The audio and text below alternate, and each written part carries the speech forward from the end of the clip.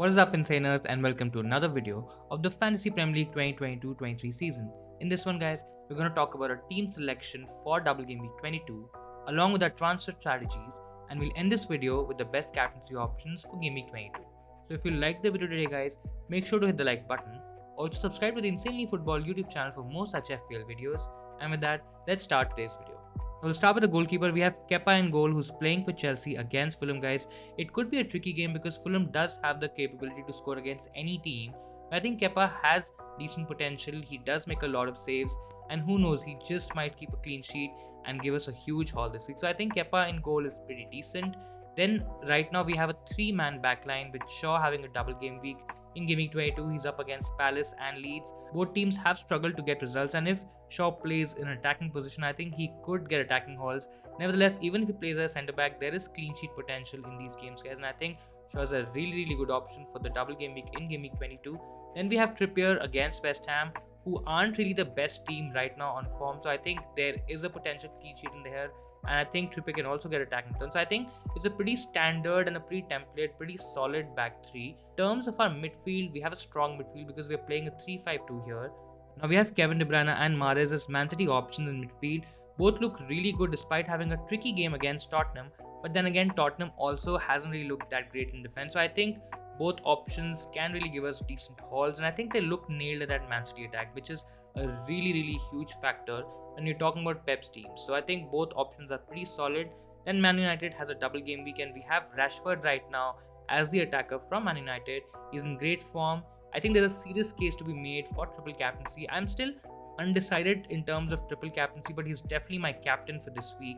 And let's see if we move towards that triple captaincy. But I think Rashford, if you don't have him, you should definitely get him in your team because he's in such great form, and I think he has to be the most optimal double game week player for Game Week 22.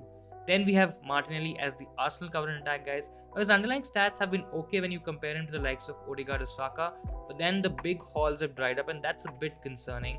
Plus, we also have the likes of Trossard and Emil Smith-Rowe, who will compete with him in terms of a spot in the Arsenal 11. So that could be a bit tricky, but let's see what happens this week. I think it's a wait and watch for this week at least. It's against Everton, a new manager. There could be some manager bounce, but I still feel Arsenal has a lot of quality to play against that Everton team.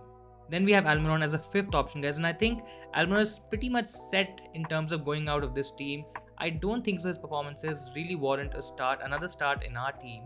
His performances have definitely dropped. He's blanked a lot over the last few games. Plus, the fixtures in the coming weeks aren't that great anyway. So I think with that blank in 25 as well, I think it's a good opportunity, a good chance to let go of Almiron. And we'll talk about who we are replacing Almiron with, but I think he definitely goes from this team. Now, talking about our forwards, we have Erling Haaland, who's a must-have again. You can also captain him this week, but I just feel because of double game week, I think there is a chance where you can take a punt on a double game week player. But in any case, I think as a pick, Haaland stays. Our second striker is Ivan Toney from Brentford, guys. He's the third highest scoring forward in the fantasy game right now. Now, on paper, this game against Southampton looks really solid, and I don't want to transfer him out, but he is in our transfer plans. And now let's talk about our transfer strategy and which players are going out this week and who are coming in. Let's talk about that. This is the transfer strategy that we have in mind right now. There are two options available to us.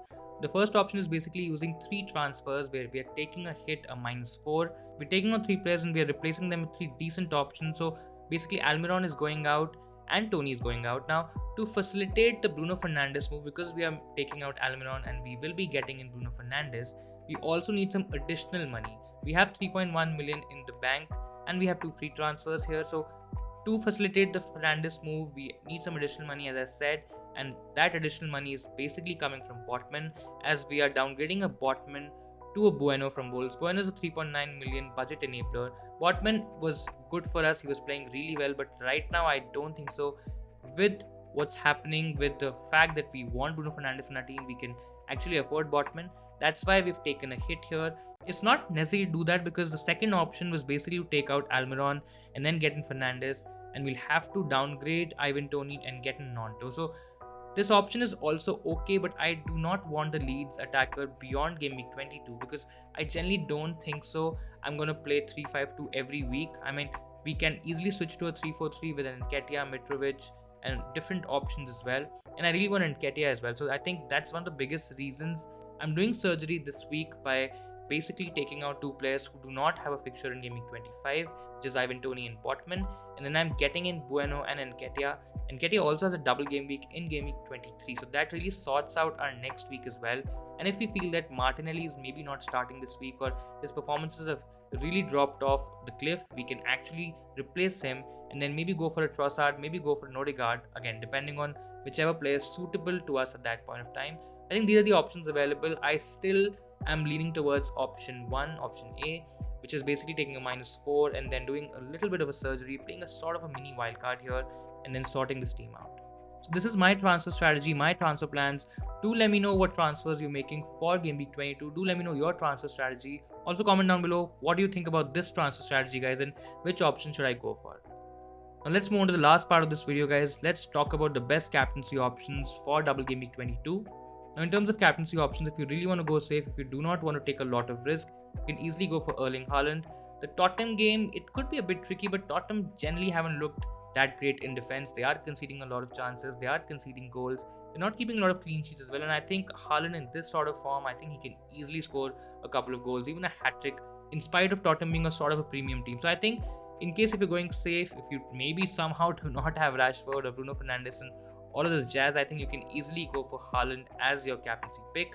But in case if you have Rashford in your team, if you have Bruno Fernandes in your team, I think they are really good double game week options.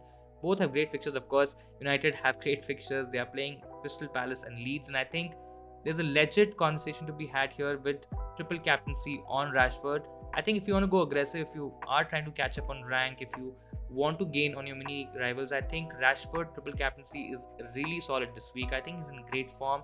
You're just not shooting in the dark. I think you're going for a player in form. You're going for a player who's definitely nailed to start. I think Rashford is a solid option.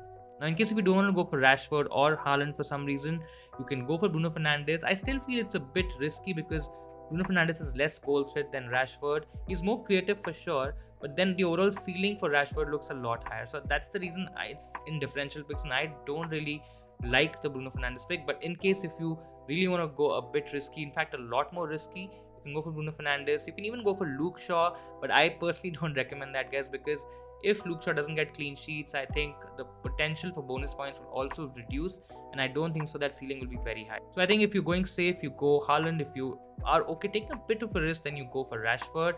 Ivan Toney is also in there against Southampton, a great fixture, but again, because of the fact that there's Haaland, a good single game week option, and then we have Rashford and Fernandes as great double game week options, I don't think so a lot of people would go Toney. But in any case, these are some options. Depending on whichever one you fancy, you can take your pick and go for that particular option. So that'll be it from my side for this video, guys. This was my team selection, my transfer strategy, and some of the best captaincy options for double game week 22.